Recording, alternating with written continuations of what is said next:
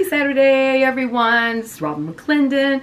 Welcome to my YouTube channel and to our pause journal and our pausing together. So today's pause is lift my heart.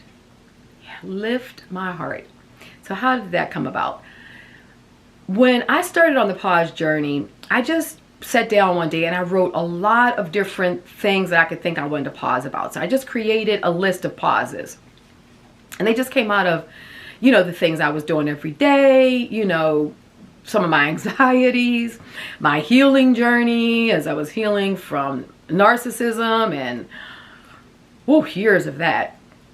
And that's a bear to wrestle. Any of you have dealt with that or healing from that? Wow, your triggers are things you don't even know are your triggers. Oh, boy.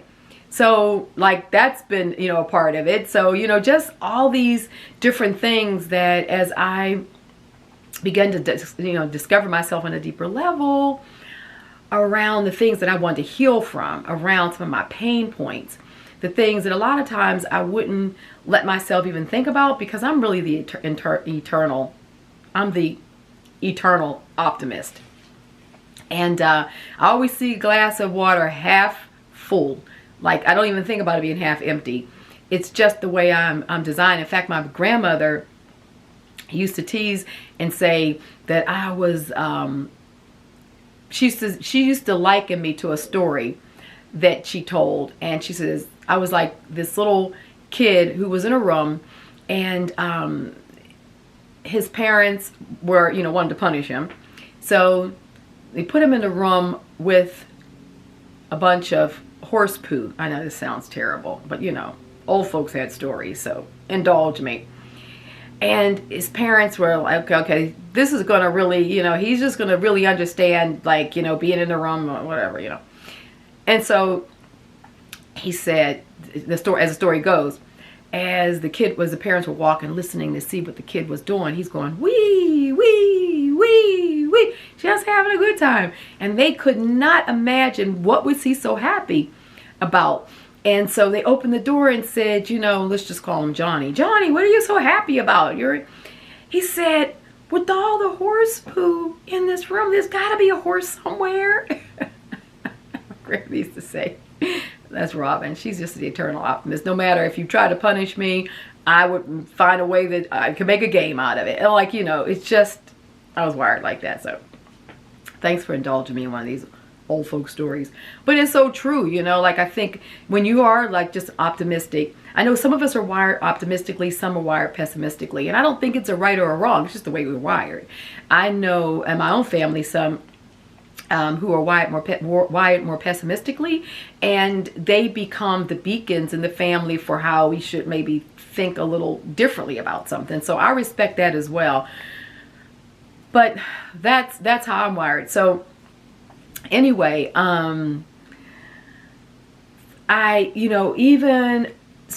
allowed me to overlook some of my pain points. So probably the not so good thing about being this eternal optimist is that I didn't look at the pain. I didn't look at the things in my life that weren't working quite as well as I'd like them to look at. I would just say, oh, it's going to get better. I will work harder. I'll do more of this and more of that. And doing that in my marriage has only got me in a deeper hole because I was doing more of the enabling that I should have recognized earlier and drawn some boundaries around, right? But I didn't. And so I work harder. I'll figure this out. I'll just do this. I'll do that. And it just digs you deeper into this hole that one day you look up and say, what was I doing all this for? Last week's prompt about where I was looking inside, and one of the things that came up for me was for me to really honor the heart's wisdom. Now that's truly a part of the healing journey that I've been on the last 6 years, was me understanding that my heart is wisdom and follow it, like allow yourself the boundaries, allow yourself to set things that feel good for you. So this week I'm actually I went to a PT. I was sort of like a physical therapist, but he's more of a structural therapist where he really helps to realign the body. And that came from a fall that I had in 2020. I was hiking and I was on the North Rim here in Arizona, and one foot went this way, one foot went that way, and I came down on my knee. I can say less, I'm sure. You know what that must have felt like. And so it was a healing journey, but that whole healing journey kind of got my body out of whack. So I was doing a number of things to get myself back in body harmony. You know, sometimes it worked, sometimes it didn't. So I was on a recommendation of another friend of mine. I was trying out this new person, and he was really amazing. I'm going to go back to him. Really good session. But one of the things he said about a part of what was going on with my psoas, which is the middle of my back, and down around into my right hip where all this injury was happening, he said, the way you counter, you know, the way you start working on this sort of psoas issue in the middle of the back is to lift your heart. And I thought, and as soon as he said lift your heart, if you just think about it, you're sitting there right now listening to me, you say lift your heart, it just straightens you up. But it's not like you're putting your shoulders back, or it's not like you're straightening your back up, just lifting your heart.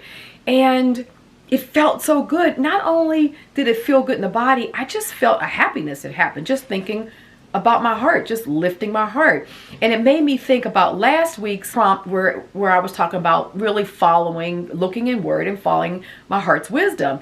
So it's funny how the universe will serve these things up to us as we really go into this journey. Our personal muses, our personal guides, our personal higher self, you know, however you see that thing that connects to you from the outside. Carl Jung called it the soul. You know, whatever that is for you, what's amazing is that it'll start creating this string of pauses that'll come together. And maybe I'm saying something right now that causes you to think differently about even lifting your heart. And so as you journal around this experience, there'll be some different things that come up for you. And I encourage you in your journey and in your journaling to, you know, use some of what I'm sharing maybe as just a little prompt, you know, like a starting point, but please go in the direction that you feel led to go in. So I thought when he said lift your heart, that was my pause for the week. I'm like, oh, it felt so good. And not only that, he said, when you lead with your heart, it makes you more receptive. And when you lead with your heart, it causes for, like, the heart protects us. He said the heart has this ability to see what's in the field, you know, and like it'll protect us versus us worrying about like protecting our heart, so we keep it enclosed. And it was just profound what he was saying. It was just like good stuff. I could relate to it. So lifting my heart is what I've done this week. And the journaling that I've done around that is taking the collage styles that I love, and I'm really exploring those more and really kind of pushing those out. And I've gotten a few questions about that. So we do full journal tutorial and everything over, and I don't even like to call it tutorial. It's full journal immersion with me. It's me sharing how I'm doing it, how I'm fleshing out some of my collage styles. Really looking forward to seeing what you guys are doing in your journals. I have a free Facebook group. It's called Color Through Clarity, or Clarity Through Color. The link is below. You can come over and just request to be let into the group, and we'll let you in. And there's so much interaction that goes on there. People just post all kind of things, and you get so much inspiration from seeing what others are doing. So that's a great place to just come in and further connect with the community. Gosh, this has just been amazing. I have just been enjoying every minute of this. And because I'm pausing, you know, like I'm really doing this practice along with you guys, because I have been doing this for the last few months, and now that I get to do it with you all, because I get to read your comments, I get to understand that some of the things that I'm dealing with, you guys have been dealing with as well, and so we get to chat about it. And I find that it's not a day that goes by that I'm not obviously working on my pauses, because there's always a moment to pause, but that I'm thinking about maybe something you guys said, or integrating some of your comments into the way I'm thinking and pausing. So I'm just having a great time. I look forward to your continuing to read your thoughts and your shares with me below. Lift my heart. See you guys.